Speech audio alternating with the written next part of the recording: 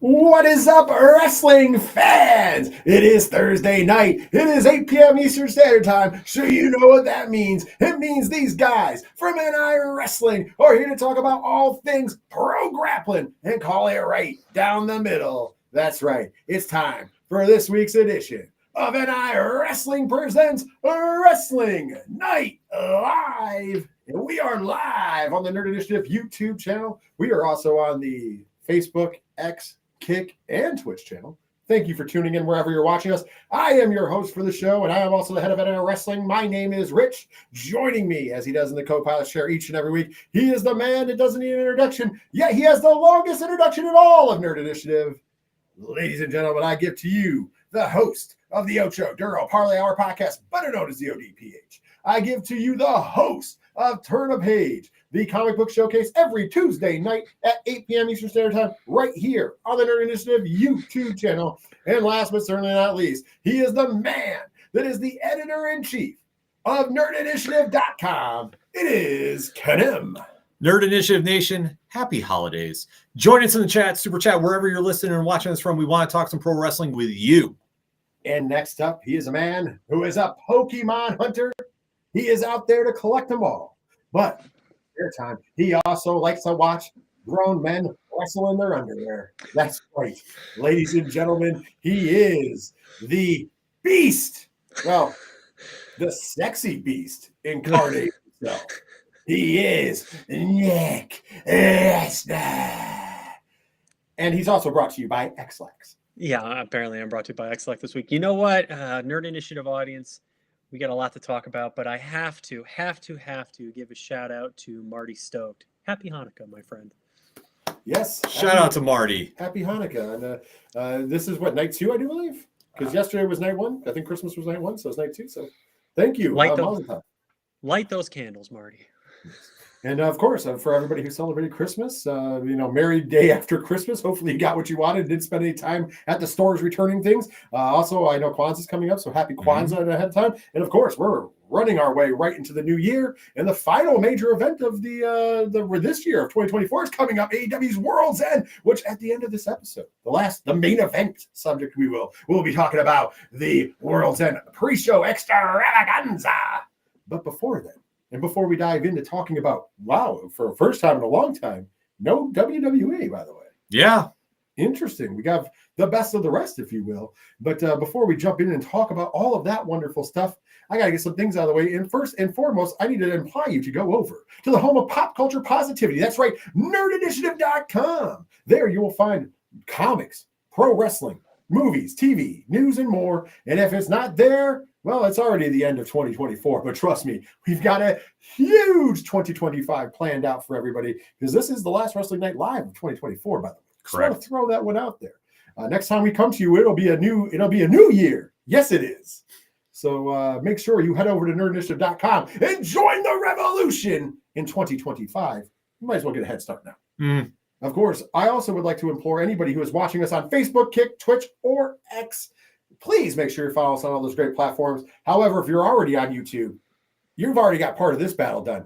Get on over to the Nerd Initiative YouTube channel. Make sure you smash the subscribe button. Make sure you click the bell icon for notifications so you know whenever we go live or put up a new video. And last but certainly not least, tap that thumbs up so the boss, the GEO, Michael, knows that you want more pro grappling and just standard talk going on.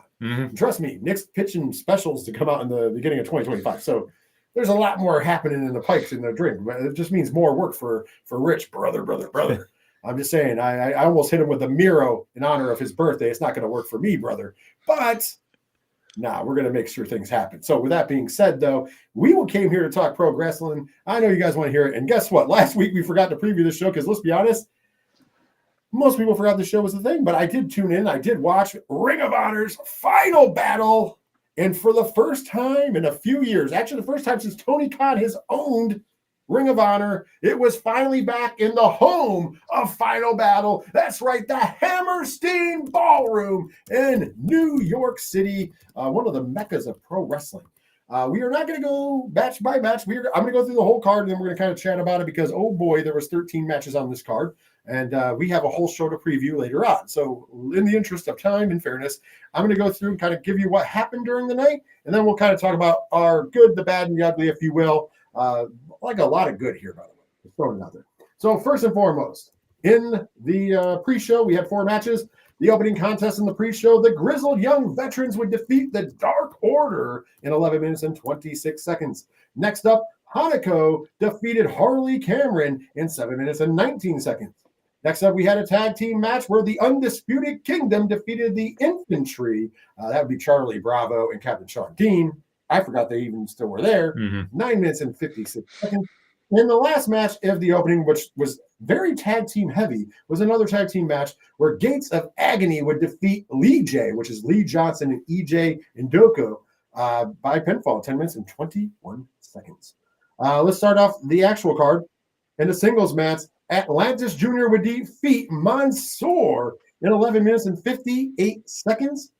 Next up, Shibata would defeat Tommy Billington. That's right, the Dynamite Kid's son. His son, 9 minutes and 49 seconds. Next up, we would have Jay Lethal, who returned as Black Machismo. Yeah. And I was here for that, by the way. Defeating QT Marshall in 12 minutes and 40 seconds. QT coming out to a new NWO-esque theme. Yeah. By the way, this was my favorite one for entrances just because of that. We had the NWO-esque theme, and then we had, oh, yeah. And it was good. I was on board for the return of Black Machismo. Just throwing that out. Next up, we had our first championship match of the evening.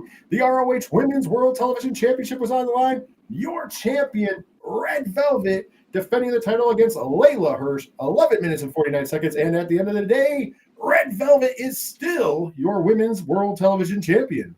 Next up, the Pure Wrestling Rules Championship was on the line. And remember, this was to be for a surprise opponent for one Lee Moriarty. By the way, the judges for this match, because as you know, in the pure matches, it can go to the judges. Your judges were Christopher Daniels, Jerry Lynn, and Rocky Romero. By the way, 3 great very solid on the judges. Lee Moriarty, your champion. He's defending against a man that we were all shocked to see, and the Hammerstein Ballroom went nuts for. Nigel McGuinness returned to the Hammerstein Ballroom, former ROH Pure champion, former ROH World champion. This match got 17 minutes and 4 seconds. Nigel still can go, let's be honest. I see a little bit of that when he took on Bryan Danielson. A little different here taking on Lee Moriarty, but Lee Moriarty is still your Pure Wrestling champion. Hands off, we'll talk about that probably more in a minute. Next up, it was a Texas Bull Rope match for the ROH World Tag Team Championships. Your champions, the Sons of Texas, Dustin Rose and Sammy Guevara, taking on the Righteous, Vincent and Dutch. This match got 15 minutes and 32 seconds. And at the end of the day, and still your ROH World Tag Team Champions, the Sons of Texas. Next up would be the Survival of the Fittest match for the ROH World Television Championship. If you remember, Survival of the Fittest is basically a 4 corners match. Very interesting. Anybody can walk out. Your champion going in, Brian Cage. In this match, we would have Willie Mack, Mark Davis, A.R. Fox, Blake Christian, and Commander. This match got 25 minutes and 18 seconds. At the end of the day, and your new Ring of Honor World Television Champion, Commander. Next up, in the co-main event of the evening for the Ring of Honor World Championship, your champion, the Diaz, Chris Jericho, the Learning Tree, Ken's mom's favorite wrestler. True story. True story. Send all your Chris Jericho merch in care of the ODPH podcast. Trust me, it'll give you brownie points if you like. In taking on always ready Matt Cardona, who showed up in the Ghostbusters gear in Ecto 1. Yeah, he definitely was ready to go for this one. Great entrance. By hook and by crook, with 18 minutes, 27 seconds, and still your Ring of Honor World Champion, the Diaz, Chris Jericho. And in the main event of the evening for the Ring of Honor Women's World Championship, your champion, the forever champion at this point, Athena, taking on her former protege, Billy Starks. This match got 25 minutes and 34 seconds, and the winner, and still your ROH Women's World Champion, Athena.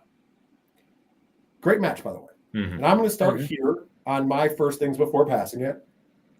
Probably the biggest mistake of the night, in my opinion. The crowd was really behind Billie Starkz, even though she's been kind of a heel, kind of a face. She's kind of been a tweener lately. People are kind of getting tired of Athena being your champion. Granted, we know she's talented and great. Once again, begs the question of why she's not on television for AEW, why she's been champion for like 3 years in Ring of Honor. But this would have been the perfect opportunity, the return to the Hammerstein Ballroom, to have a title change to somebody the crowd would have popped hard for, because let's be honest, Billie Starkz has wrestled in the Hammerstein before. That crowd was solidly waiting for that 1, 2, 3. You would have gotten the pop of all pops. And instead, Athena's still your champion. Make it make sense. Can it? I can't. I thought that this was the time to do the belt switch. It's nothing against Athena, because Athena has been an amazing champion. But I have to echo what you said. Why she isn't fighting for the AEW title at this stage is beyond me. This would have been a perfect time to transition the belt to Billie, because Billie had that crowd ready and excited for that change. It didn't happen. And now it's where are we going from here, because Athena has more or less cleaned out that entire division. So we have to have new challengers step up to go for the belt. And this, I felt it was a missed opportunity. Nick, do you want to add anything to that or any other match real quick? Well, I think that was overall the show was missing that kind of a big moment. And that was the perfect opportunity to have an incredibly big moment. And it's a little disappointing. You know, the show was quite long. There were 4 pre-match shows. And, you know, if you're into just watching good wrestling and good in-ring storytelling, sure. But it's a lot of matches to get through. And for a show to go through that, have such strong performances, you know, including from the Learning Tree, Ken, he had a decent match. Yeah. But the show was just kind of missing that big payoff. And for that main event, and you didn't get it there, kind of hurt the show overall in a way. It's like, that was the one thing it was missing, and it was right in the palm of your hands to do it. Fully agree. Yeah, and, you know, there's some other things. I'm going to say this. It was a great night of wrestling action. Oh, yeah. If you have the opportunity to go back, if you didn't watch, go watch Final Battle 2024. Overall, this was a very satisfying night of pro wrestling action. The only questions I have are just like some things. You know, you had Cardona, who has been booked pretty much as a heel everywhere. I get in New York, kind of being a face against Chris Jericho. You know, the setup for this was great, where even Chris Jericho showed up and attacked him at GCW with all the rumors and everything going around between GCW and AEW, especially over the Ricky Stark stuff and et cetera, et cetera. Jericho showing up is a thing, you know what I mean? So we get here, we have a great match. Jericho puts on a show. Cardona has been, you know, top of his tier in the indies lately. For anybody who's been living under a rock for the last 3 years and haven't seen that Cardona is the king of the indies. And we get a good match. Of course, Brian Keith helps him win. Okay, I'm fine with this. But then the return of Bandito. And it didn't look like Bandito was 100% even. And especially, too, they've been doing the vignettes on Dynamite. Right.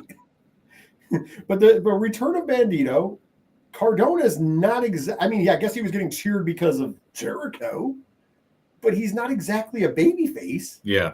And here comes Bandito, the white meat babyface Bandito, to save the day. And like you said, he's been coming back into Dynamite.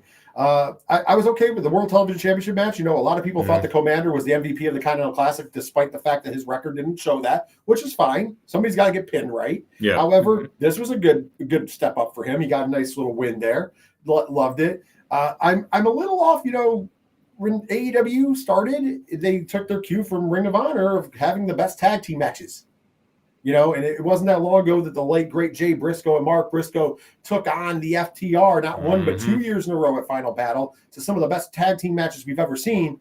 And our match for this is Dustin Rhodes and Sammy Guevara versus Vincent and Dutch. Yeah. That was the one match on the card I was like, on the main card that I was like, what has happened in the state of tag team wrestling in general? It has not been a good year for tag team wrestling. No, it's not been a good year for tag team wrestling at all. And like one of the biggest takeaways that used to be busted on about the WWE was, hey, we'll just throw guys together and make them a tag team. And now they've seemed to slow that down. And actually, even though tag team wrestling is not completely in the forefront, let's be honest, at least they have real tag teams. And now I think a lot of your tag teams that you see, granted, you have Private Party on AEW television, but we've seen a lot of thrown together tag teams. And sorry, Dustin and Sammy feel that way to me. It's just a weird straight. It's like two guys we don't have anything for, so hey, let's just put them together. Yeah, I mean their whole connection getting set up for this a couple of months ago was kind of awkward in my opinion. Mm-hmm. So overall, I'm kind of. And it's not, once again, I don't want to dissert. I think it was a great pay-per-view. If you did not see it, I think you should watch it, Ken. Yeah, no, in between the ropes, they do great work in ROH, and I wish they had a better platform to get out there and hit a bigger audience. But for storyline purposes, there's a lot of confusing moments that happened here. And I thought that they should have made some choices. Like Athena, she should have dropped the belt to Billy and gone on to, or at least if she's going to retain, then you go to Dynamite champion versus champion. That's the only logical step there. Commander winning, I really loved. I thought it was a great moment. That match was absolutely fantastic. Cardona versus Jericho, yeah, it was solid for what it was. It worked the crowd up. But, I mean, other than that, I mean, it was just a great night of wrestling, but not a lot of substance to it. But that's not the bad thing. But when you're talking about ROH, and for anybody that's watched that promotion throughout the years, Final Battle means something. And this card really was a great show, but it wasn't a memorable show. I agree. I agree with you wholeheartedly, Ken. Overall, Nick, what are your final thoughts about Final Battle 2024 Ring of Honor? Yeah, solid show, but like Ken said, it's supposed to be memorable, and this one isn't really one for the history books. Granted. Ken, anything to say in closing? Let's hope next year is a better one that we remember more. But this one is one worth watching, though. If you love in-ring work, this card definitely had a lot of great things that you can watch, especially if you're an up-and-coming pro wrestler. You want to pick up on a lot of stuff they were doing in here. Absolutely. So, listen, we're going to change pace. We haven't done this in a while. We're going to hit some indie roundup. That's right, the indie roundup. We want to shine a spotlight because there's some big things going down. Of course, next week will be a big New Japan week and everything else. But Game Changer Wrestling, man, after all the controversies with AEW and everything else, has kind of made a little bit of a resurgence here. In this upcoming Saturday, December the 28th, from the historic Washington Hall in Seattle, Washington, GCW is back with Take Care 2024. And you can watch this on Triller TV. If you have Triller TV Plus, it is included. Probably the best $9.99 you'll spend in a month, honestly. Agreed. So singles matches. Let's talk about some matches on this card real quick, because I do want to, and then we're going to talk about what GCW has lined up coming up. Alley Catch taking on Viva Van. In a blood sport match, Josh Barnett will be taking on One Call Manders. Rich Swann taking on Gringo Loco. Super Crazy ECW legend and Luchador legend taking on Matt Cardona. The Bollywood Boys taking on Janelasis, Joey Janela and Megan Bain.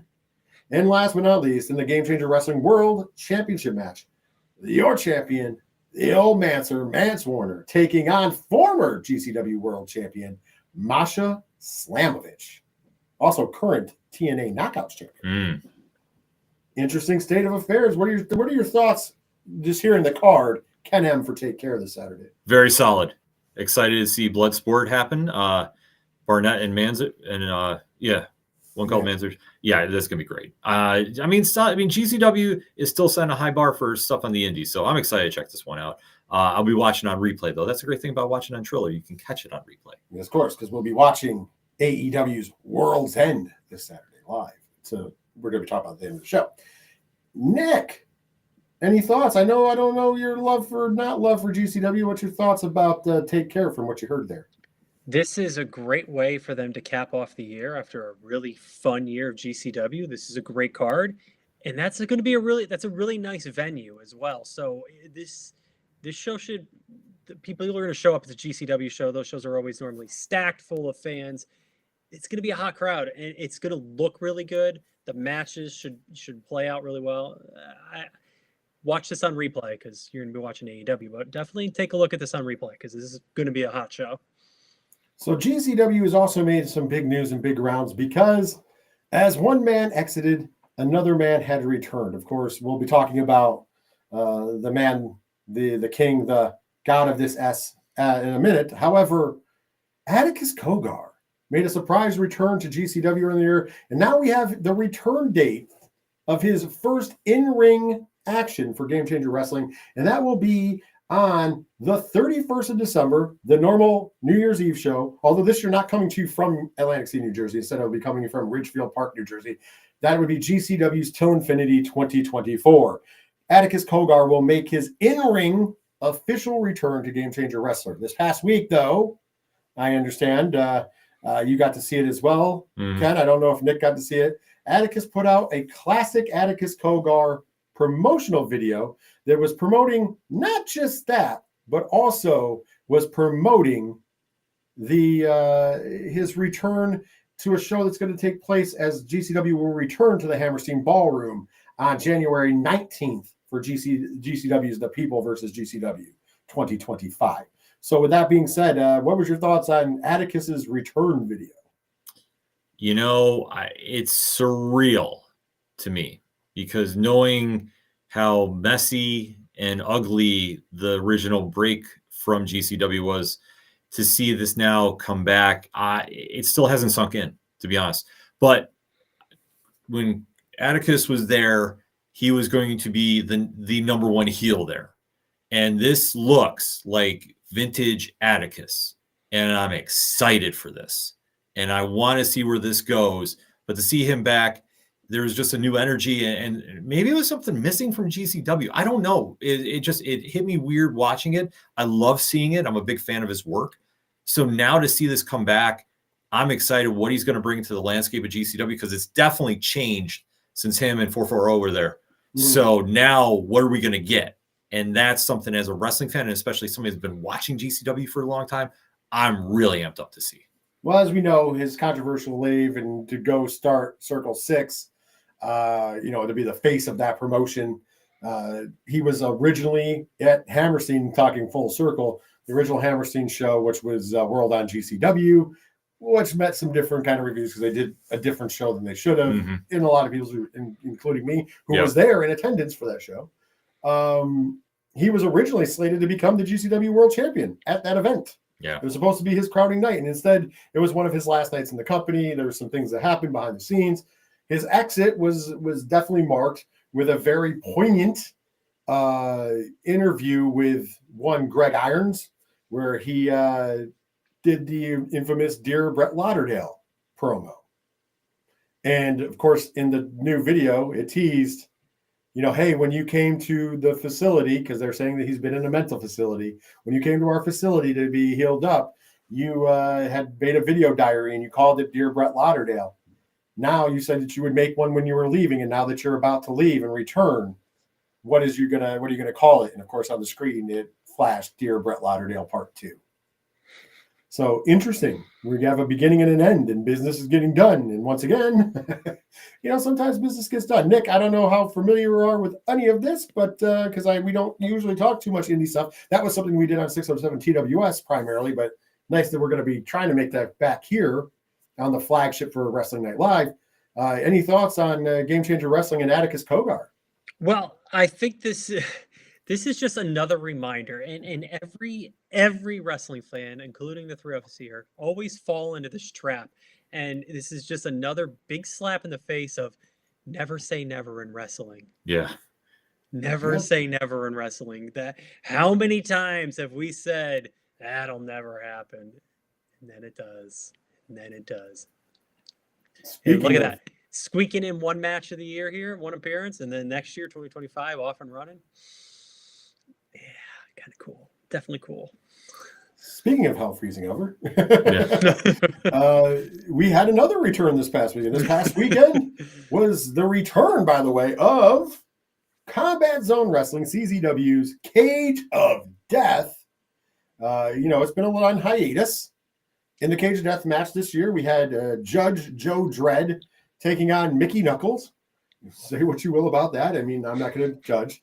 But the most important thing that came out of that is, for the first time in a long time, CZW saw the return of the man, the king, the god of this. Nick effing Gage made his return to CZW. We now know that he will be booked and be on the CZW show, the anniversary show, which is the next show coming up. lots of things going on behind the scenes with the whole falling out between Brett Lauderdale and Nick Gage, and a lot of things that I don't want to jump into because it's real muddy and nasty. What did you guys think about him returning to Combat Zone Wrestling? I was very, very shocked. Just because as GCW's popularity has risen, Nick has been the John Cena of GCW. Like, he's synonymous with the company. To see him somewhere else, it doesn't register with me. It's a weird thing, but this is because when GCW was really making the revolution in indie wrestling, and when they're making the initial push to the Hammerstein, and you have that great video vignette that the core talent did at that point, and Nick was featured so prominently on it. To see him now go back to CZW away from GCW, it doesn't seem right. Like, it feels off to me. Like, I mean, more power to him. I hope he finds a lot of success there, but at the same time, like, it doesn't click. It's like when your favorite guitarist leaves your favorite band and goes start something else. Like, yeah, it's great, but at the same time, it's different. Well, before I turn this over to Nick, you have to remember the last time we saw Nick Gage in a CZW ring was also at Cage of Death. And it was infamously when him and Brett Lauderdale, unannounced, invaded, and it wasn't a work. Yeah. It was real. It was a shoot, yeah, complete. Him and Brett invaded the Cage of Death. And GCW was starting this up. That was when GCW was starting the upflow, and CZW was starting its decline. And that was really the death note of CZW for a lot of people. Was the night that RSP's inside of Cage of Death, and here comes Nick Gage and Brett Lauderdale, and DJ Hyde goes after Brett because he's not going to go after Nick. And they just walked into your show and shut your show down. Yeah. And if you know anything about Cage of Death, it takes like an hour to put the damn thing up. Yep. And it's after midnight usually when it happens. So the crowd is like, what's going on? They think that there's some working relationship. And meanwhile, it was a burial. Fast forward, like, what is it, 5 years later, 4 or 5 years later, here's Nick Gage entering the cage again, but this time as the returning hero. It's a weird world we're living in for Nick Gage. Nick, your final thoughts on this? So there's another old phrase in wrestling, and controversy creates cash. But the key thing about that needs to be reminded, though, is you have to capitalize it. So think about this position here. You have the return of Nick Gage. You have a company that's been all over the place. Nick Gage is going to bring people in. He's going to bring eyes on the product. So you need to capitalize on all these shenanigans that's been going on for a while now. But you're going to have eyes on your product, so you need to capitalize on it because he's going to bring people in. He does. He's got a following. So can they capitalize on it? GCW has capitalized on their controversy all year long, and look what they're doing now. They're really hitting some home runs. So can these guys do it as well? We'll see. I mean, GCW, I'm being completely honest, and this is a fan of the product. I think the 2024 was a bad year for GCW. In the ways of I'm saying that they weren't as hot as they were in the few years past. GCW was on the level where people were talking about, is it the second or third best company in the country? Yeah. You know, even when AEW was doing really well, GCW was that third brand above TNA to a lot of people, even though it was an indie. They were doing big things like the Hammerstein and so on. And not saying that they're not still selling things out. Right. But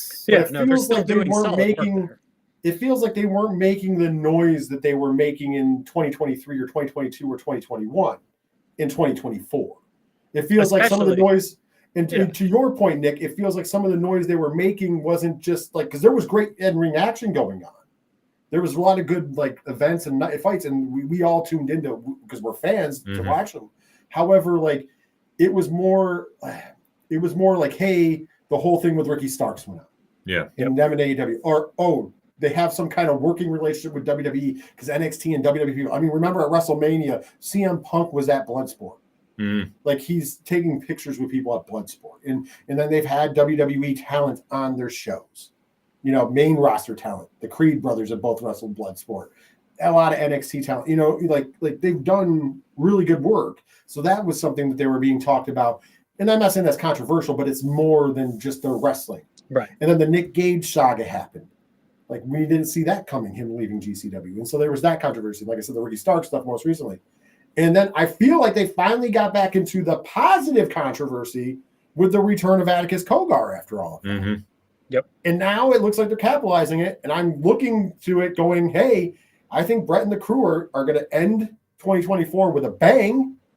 And we're going to open 2025. And I think that this could be 2022 GCW. Well, they have a lot of pressure on them, I think, and especially going back to the Hammerstein with the People versus GCW. Like, that show has to deliver, and I think for the longtime fans, the pressure to do this is immeasurable. And now for anybody that wants to come in, because like you talked about, they're connecting with an audience that only knows them as, oh, Ricky Starks was there. Okay, what's going on there?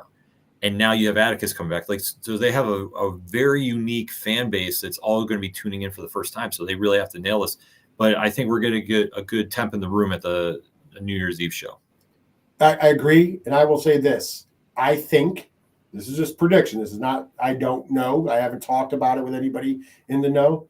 But I think that, to your point, the Hammerstein return, the People versus GCW, needs to, in my opinion, right the wrongs of the past. Yes. I think it needs to be a full circle show. And with that being said, the biggest thing that you do there, in my opinion, Vance versus Atticus. Atticus wins the belt. And then we hit the reset button. We pretend it's 2021 all over again. And we try to build that character back to 2021. And I'm not saying that we go back in time. Right. But if you imagine, could you imagine if we can get that fervency behind that? This could be a jumping off point for a huge year. It'd be monstrous. Yep. There's no question about that. And it would be monstrous for the fact that it would be a full circle moment for Atticus, who, let's be honest, he left, he gambled on himself. The gamble didn't pay off. Not to his own fault, to be honest with you. There's a lot of broken promises and bullshit. Throwing out an S-bomb there.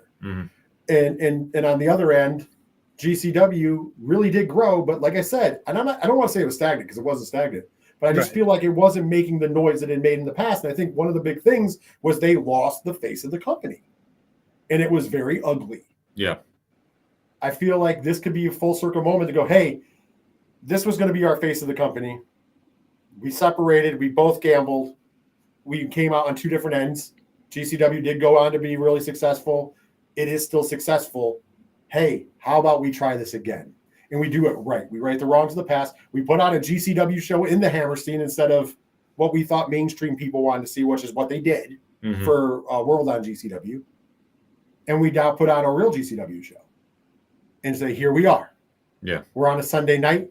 We're on pay-per-view. Here we are. I think it could be a winning experience, in my opinion. I mean, the blueprint's there. They just got to go through with it. But yeah, if they could recapture that magic, or just re-envision it, I should say, because you're never going to recapture it.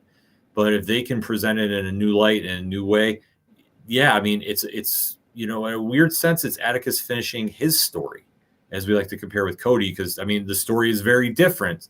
But if you can get to that one moment in time and then go from there, and this also will answer that what if question, then I think they really have something magical there. But isn't that wrestling in a nutshell, Nick? Isn't it always about finishing a story? Well, it's about finishing a story and then immediately starting the next chapter, right? Because it's never really, it's more like finishing a chapter. Finishing a story is not really necessarily the right phrase. It's more like finishing the chapter. Sometimes you finish a book, but then there's a sequel. You just move on to the next one. So one thing to just highlight, not even just about GCW, just wrestling in general, there's been a lot of wrestling. And this Q4, it seems like a lot of companies have really done a lot of work to set themselves up for 2025. And think about what some of these companies did all year long. GCW, they were kind of stagnant a lot of the year. There wasn't some of the best press, but they're putting some chess pieces now, and they're really stepping up. TNA, they really stepped up, especially this end of the year here. So CZW, they're making some moves there. So wrestling is really in a strong position for a really good 2025, and there's a lot of eyes out there that are willing to tune into all of it. I mean, I know we didn't talk about it last week, but we'll take a brief moment. I have to interject. The TNA stuff, they're really hoping in the controversy creates cast bringing back Tessa Blanchard. That was a very polarizing, especially amongst wrestling fans. Yeah. Some people let it lie, and let it whatever. I'm always a fan of, show that you grew, show that whatever. But I mean, that's a roll of the dice, man. That's one of those, Yep. you know, that's a crazy roll of the dice. That's akin. I'm not saying the same, but that's akin to WWE being like, hey, the 30th entrant in the Royal Rumble's Brock Lesnar. Mm-hmm. You know what I mean? That's like. Is 2024 become the year of never say never? I mean, in a lot of ways, it started in 2023 with CM Punk. So yeah, I guess in the You know last what I mean? count of It started in 12 November of calendar, 2023 with CM Punk, honestly, Yeah. with the never say never. I mean, wrestling's always been that way, let's be honest.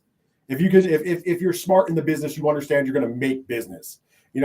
Controversy does create cash. You know what also creates cash? Real life drama. Mm-hmm. When you add a little bit of never. this person hates this person or doesn't like this person, doesn't get along, and you can do business, it makes money. Yeah. Well, And smart people make the money. Well, we had TNA, invading NXT, and we have WWE guys going overseas. It is kind of the year of never say never in a way, all these things we're you gearing up never for Noah. normally see, The giant Omos and Noah.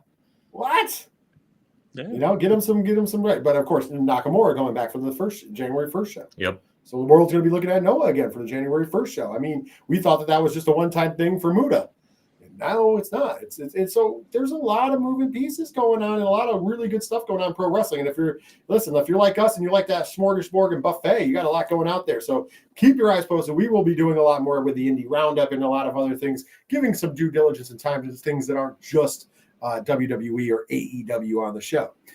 So that's kind of like our New Year's resolution, and why the hell not kick it off with the last episode of the year? Yeah, because we got a lot of big things coming up, and like next week will also be a not as WWE heavy show. Let's be honest. I'm not saying there won't be any WWE news. It will be less WWE news because there's some overshadowing shows. Although we will be talking, about WWE's move to Netflix as well. So there's kind of like it's still there.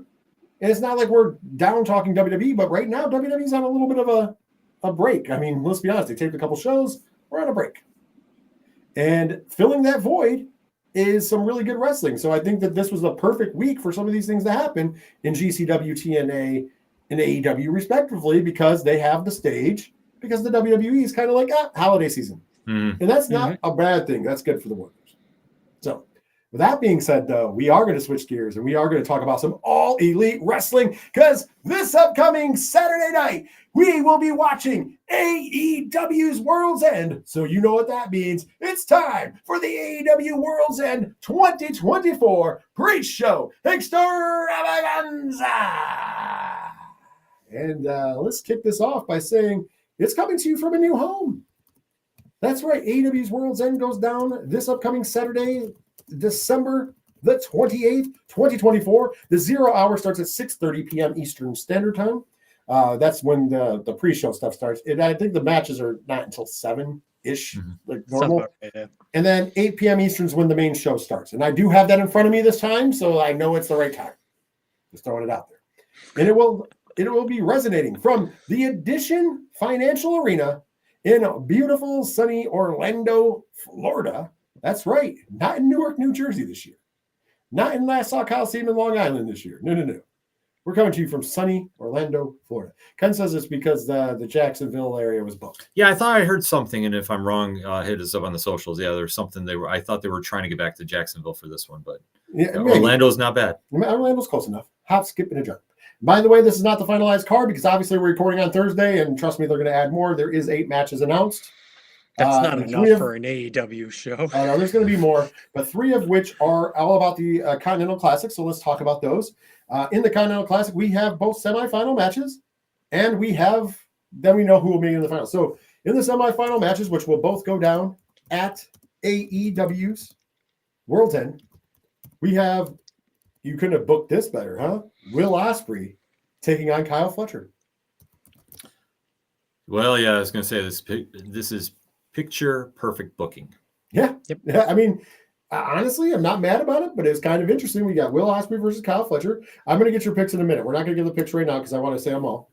Then in the other semifinal match, we have your Continental Champion, the Rainmaker, Kazuchika Okada, taking on the newly crowned King of TP. That's what the Hammerstein crowd thought of him, at least. Ricochet. He went from being, the aerial assassin in WWE, if you will, to being toilet paper. By the way, Will Ospreay's reaction to the TV was hilarious. Yes. I did enjoy Will Ospreay's reaction. With that being said, that means the final match will be between the winners of those matches for the Continental Championship. Not only will you, so Okada doesn't even have to be in the finals to lose the belt. Yeah. And if he loses to Ricochet, Ricochet does not become champion. The belt is on the line at the end of the night. So with that being said, what are your guys' picks for each of the matches? And then I'm going to get we'll give our picks for each of the matches. And then I want to go back around and give the pick for who you think is taking it all. So starting with you, Nick, who do you have winning the 2 semifinal matches? I have Okada and I have Ospreay. Ospreay and Okada. You are up now, Ken. Ospreay and Ricochet. Listen, I like both those picks. And I think Will Ospreay is definitely winning his match. Yeah. I'm also going to side, though, with Ken on this. I'm going to say it's Ospreay and Ricochet because I don't think TK can help himself to not have those guys match up 3 times in the last couple months. Mm-hmm. Would it be a better, fresher experience if it's Okada and Ospreay? Absolutely. Completely. I'm kind of hoping that Nick is right because I would like to see that match. Hell, if it's Fletcher Ricochet, that's really out of left field, and I'm all about that. But in that case, Kyle Fletcher needs to win. But with our picks going in, Nick, we'll start with you again because we'll just got to do it the round. Who is walking out the AEW Continental Champion from World's End? Okada, due to Kyle Fletcher interference, to continue that story. Ken M. See, I'm torn here because the logical pick for me is Ospreay because I think they want to give him that. So if something should go wrong with the Moxley feud, he can slide right in, get a title shot, and hit the reset button. But I'm just going to go out on the limb just because I want to see the chaos ensue. I want to see Ricochet win. And then maybe because Kyle Fletcher costs Ospreay the match and continues their feud, and then Ricochet can keep telling people he's the MVP of AEW or whatever the current gimmick is now. Yeah, whatever it is, yeah. Yeah. The Andrew Tate of AEW, right? Is that what the internet's saying? Allegedly. Make me a sandwich, I think it's what I read. Was that a real comment? Yeah. I saw the receipt for that. Yeah. I don't know if that's gotten deleted yet. But yeah. Anyways, I'm going to go with you on this. I think Ricochet's going to walk out Continental Champion. I think probably somewhere he was promised a championship. So they're like, there you go. And in AEW, as we know, they say all the belts are equal, right? So I don't think that really works out that way, but yeah, whatever. But I can see Ricochet winning this one. Realistically, I do like Nick's pick as well. I like keeping the belt off of Ospreay because of what you said, though, Ken. I like keeping the belt off of Ospreay because, and this is smart booking, if you have to insert him into this Moxley feud to have him be because let's be honest, there's no bigger babyface than Will Ospreay. So if it doesn't get over for Darby Allin to become champion at some point, or circle back to Orange Cassidy or whatever you will, Will Ospreay is obviously the next pick. So keeping him free to get that belt on him, perfect. Him being saddled with another title kind of doesn't help that cause unless you're getting rid of the belt. Mm-hmm. All right, let's go through the rest of the card, shall we? Yes. Next up, AEW TBS Championship is on the line. Your, as of right now, double champion, because she's also the New Japan Pro Wrestling Strong Women's Champion, Mercedes Moné, the CEO. Not to be confused with the GEO. Yeah. GEO. She's taken on Chris Statlander, who had that on their bingo card. A rematch of last pay-per-view. Ken, you get to go first here. Your thoughts on the match and who you got winning? Puzzled by the match. I'm going to say Monet retains because Willow costs Statlander the match because of reasons. Because I'm really confused at this match. Yeah, I'll be 100% honest. Statlander's going to go 0-2 to Monet. I'm picking Monet to retain because I don't think they're going to take the title off of her going into Dynasty, where she has a match where it's going to be for all the belts. I think that would be weird. Now, with that being said, the logic going on, they could take the title off of her. And realistically, they should, because I think 2 losses in a row to Statlander is kind of pushing it. Mm-hmm. I mean, that's pretty bad for Chris Statlander and her stakes, okay? However, I completely don't think anybody cares. Mercedes Moné, like Athena, is the forever champ for that TBS title because, once again, hey, it satisfies the need to have her have a belt and all that for Tony. So Mercedes is taking the match. Go ahead, Nick. You get to go last on this one. You're riding caboose. Who you got? Yeah, there's nothing else to say. Mercedes is going to retain for all the reasons we talked about. I honestly don't know who in that company right now that would make sense to take the belt off of her. There are plenty of people who are deserving of it, but who is really going to be the person to dethrone her? I don't really know yet. I'm gonna let Ken answer, but I will say this: before how long you got, brother? No, the perfect booking. It's Athena.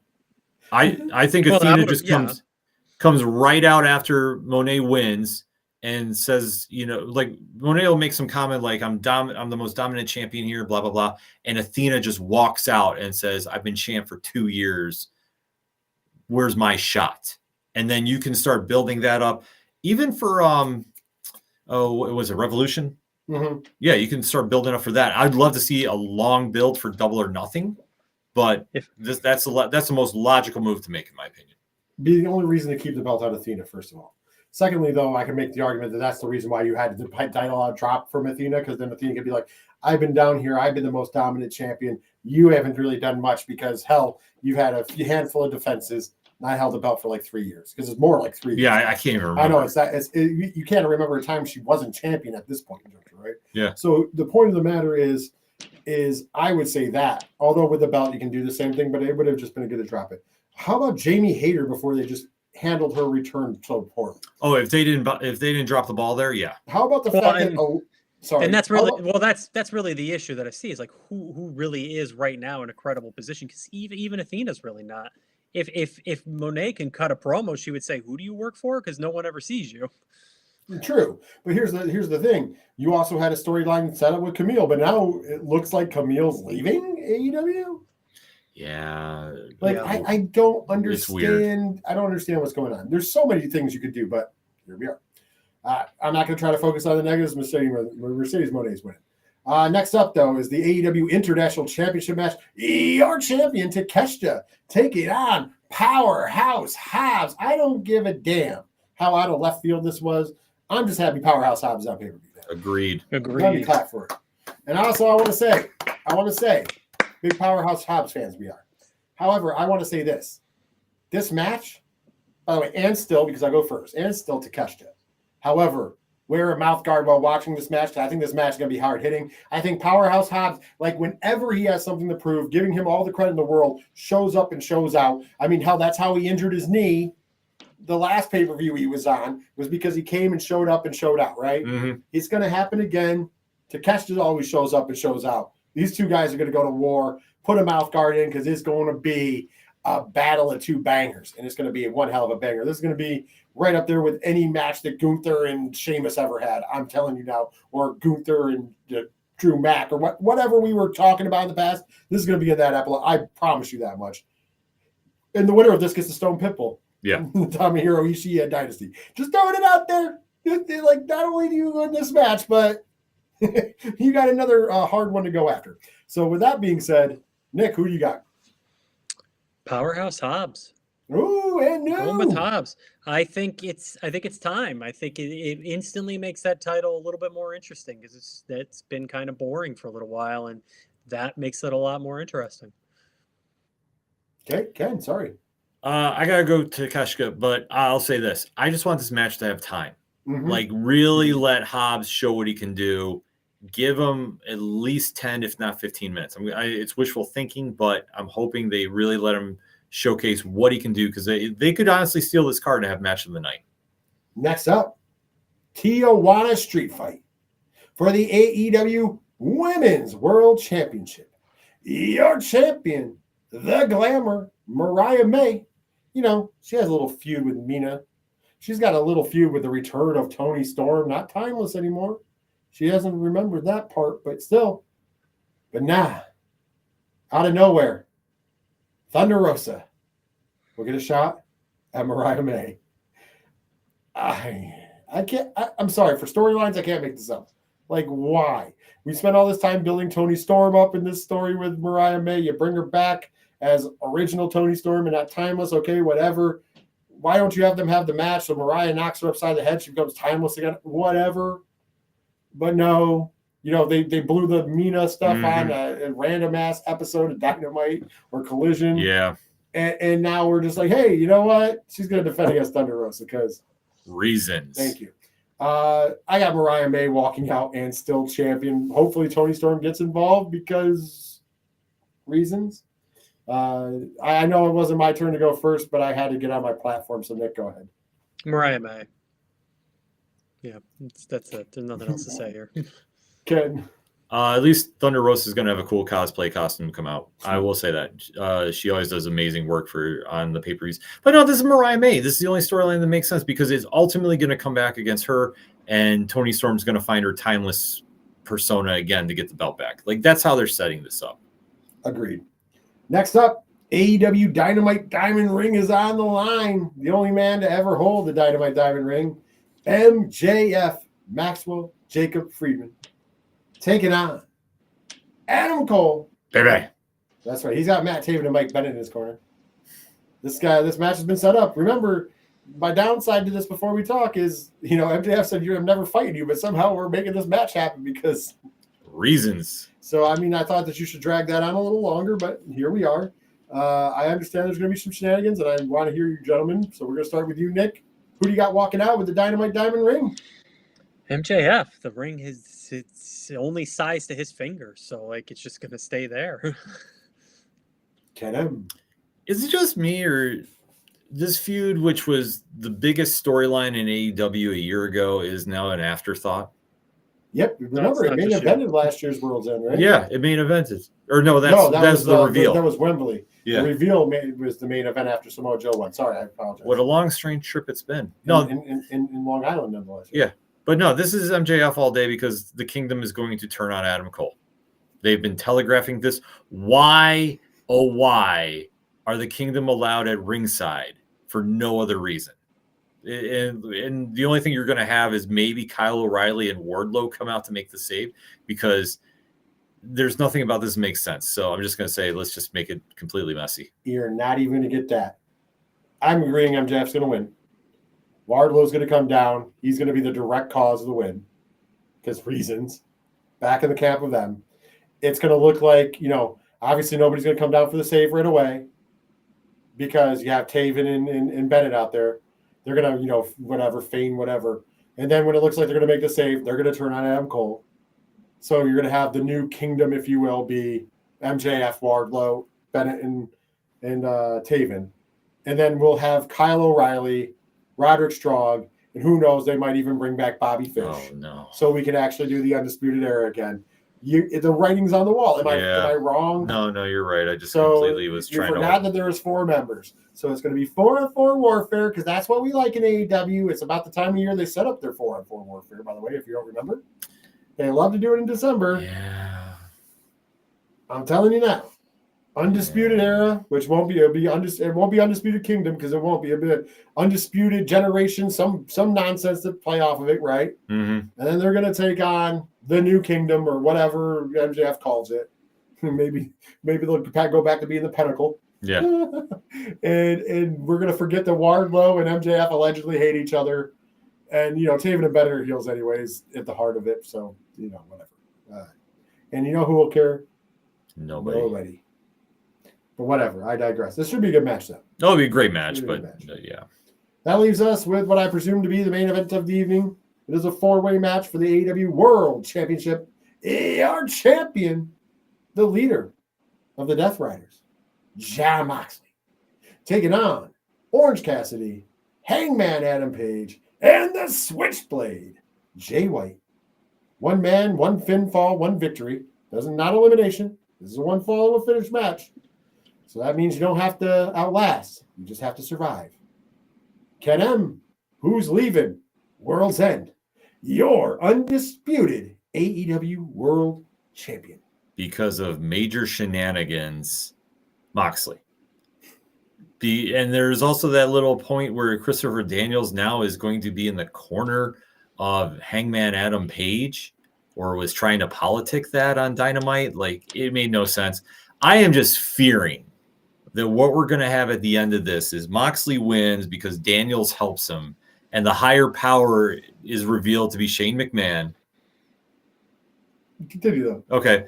And then Kenny Omega comes out to now set up Omega versus Moxley for a future event, and that's who's eventually going to get the belt off. And then Moxley. Gabe Kidd comes out, destroys everybody, and just takes the belt and smashes it like Mr. Perfect back in the 80s. Oh, if only though. If only.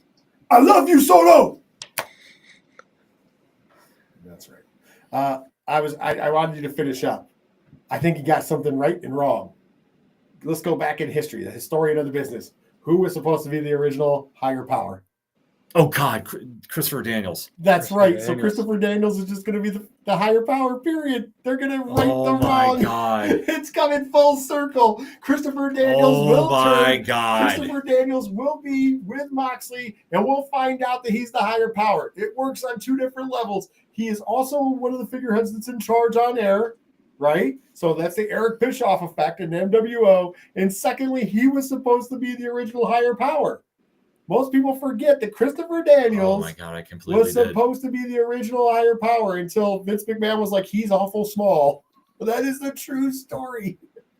Yeah. The rights are getting righted. Moxley is your champion. Christopher Daniels is the higher power. Shane McMahon, we keep speculating. The more we speculate, the more I think it's never going to happen. It's kind of like speculating that Josh Alexander is going to finally show up in NXT. He is. New Year's Evil is happening. One day we will be right. Yes. One day, but it's not going to be today. Yeah, I think that's what they're going to do. Maybe Shane McMahon will come in at some point, but I think the higher power will be Christopher Daniels, just because for the people in the know, Tony likes to hit it right on the nose. That's why I kept hitting my nose earlier when we were talking about other things happening. It's right on the nose. It's a boop, little boop ski. That's what's going down. You're up next, Nick, to finish us off. Part one, I don't think we'll see Shane McMahon in AEW. I think that died when the Young Bucks story kind of fizzled out and didn't really work over the summer. I like the Kenny Omega thing. I mean, I like Kenny Omega returning. Seeing him go back at it again with Moxley, I mean, it's rinse and repeat. That means Jay White will go back to doing nothing. Hangman will probably start feuding with Swerve again, and Darby will do Darby things. He's climbing Mount Everest, so yeah. Yeah. So yeah, he finally rescheduled that. Yeah. So I still see Moxley retaining here. This storyline will continue. And yeah. Yeah, I don't think Omega returns here, Ken. The only reason I say that is because I think that they're going to save that like in the back pocket. He has said that he's returning at Dynasty pretty much. And originally it was going to be a Wrestle Kingdom, but I think if he was to return, if he came out and did like commentary for the classic matches, that'd be kind of cool.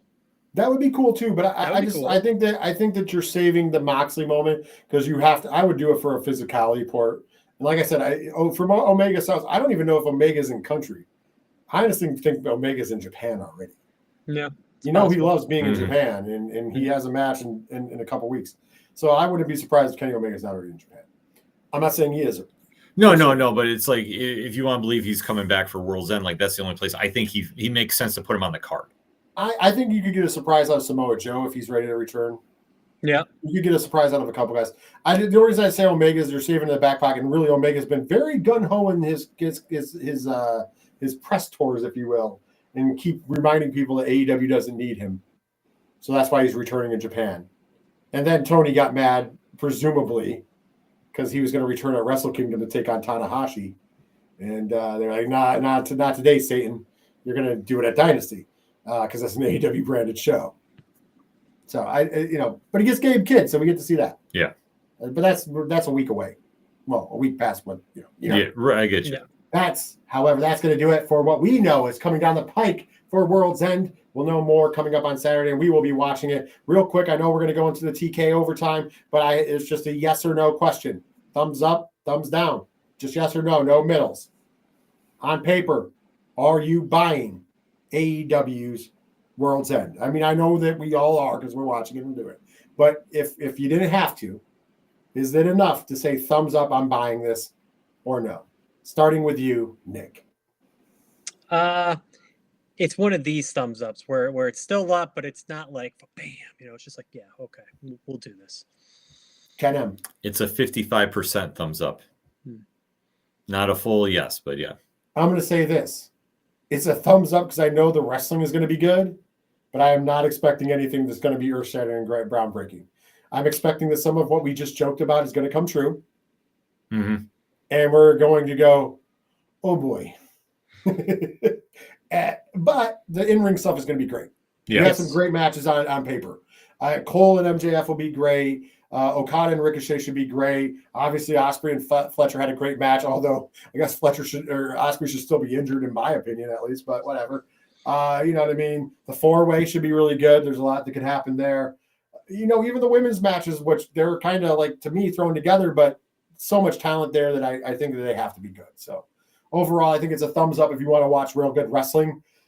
If you're tuning in for stories, folks, brother. Yeah. It's not going to work for me, brother.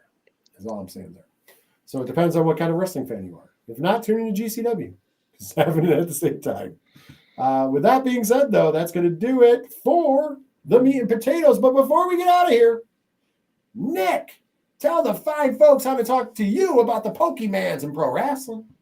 Pokemon. You know, I have had people message me what their favorite Pokemon is. So I want to know. We're end of 2024, we're moving into 2025. I want to know everyone's favorite Pokemon, and I want to know everyone's favorite wrestler. So you should hit that QR code, hit me up on Instagram, and let me know. Or, you know, as always, you can be here every Thursday where I get to hang out with these two, talking pro wrestling, 8 p.m. Eastern Standard Time on all the platforms that Richard knows. There you go. Yes. Ken M, you got a laundry list. Take it away. Well, first and foremost, if you're new to Nerd Initiative, we love our QR codes here. So click on that QR code. It'll take everything going on with the ODPH. Actually, no episodes this week. Unfortunately, Padawan J is under the weather a little bit. So it's holiday week, so we had a lot going on. So who knows? Maybe Wrestling Night Live will appear on the network this week. We'll be talking. Well, all right. So boom, you'll have Wrestling Night Live in podcast form, courtesy of Nerd Initiative.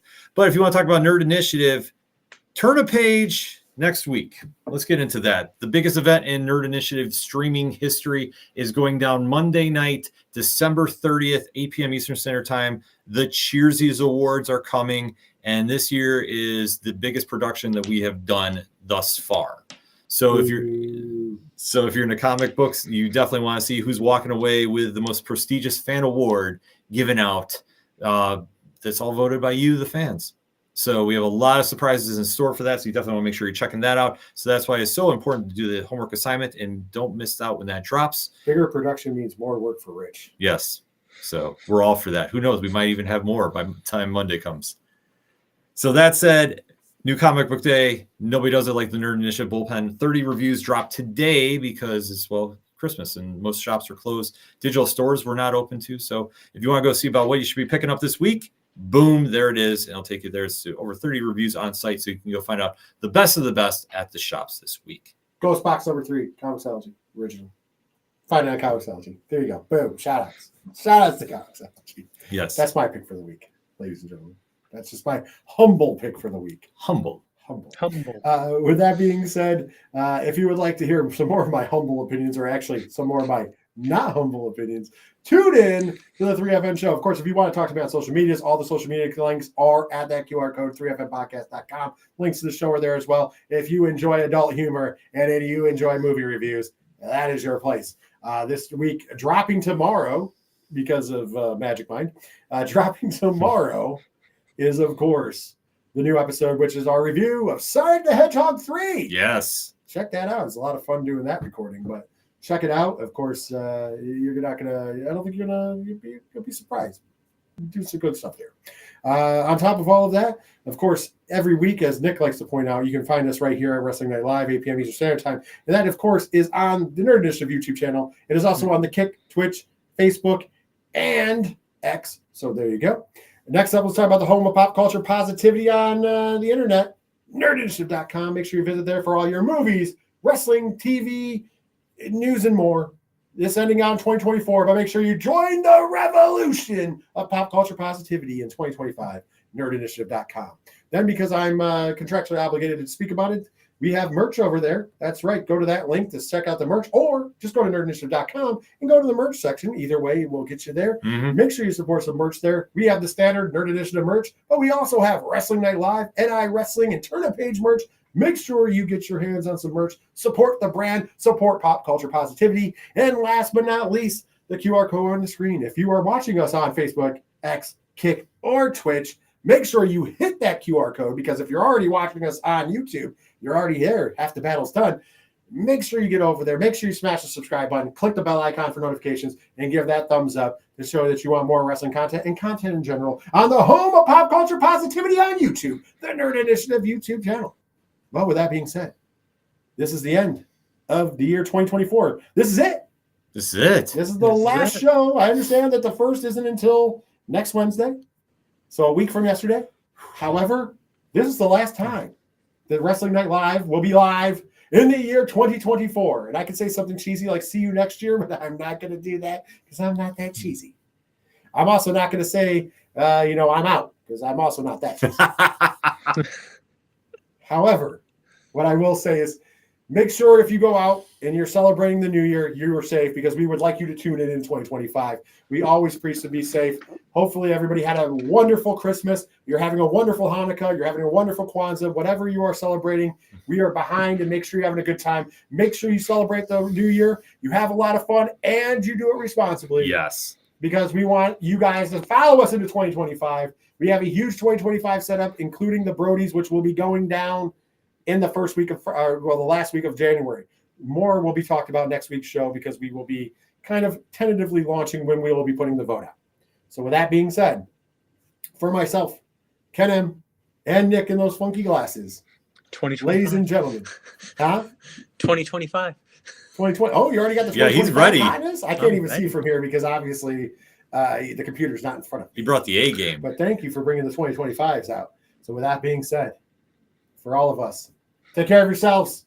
Take care of each other. And until next week, when we talk more pro wrestling, including previewing New Japan Pro Wrestling's Wrestle Kingdom, previewing New Japan X AEW's Wrestle Dynasty, recapping AEW's World's End, and all that other great news going down around the world of pro wrestling. Until then, folks, take care of yourselves. Take care of each other once again. And what's that? Oh, yeah. Later, wrestling fans.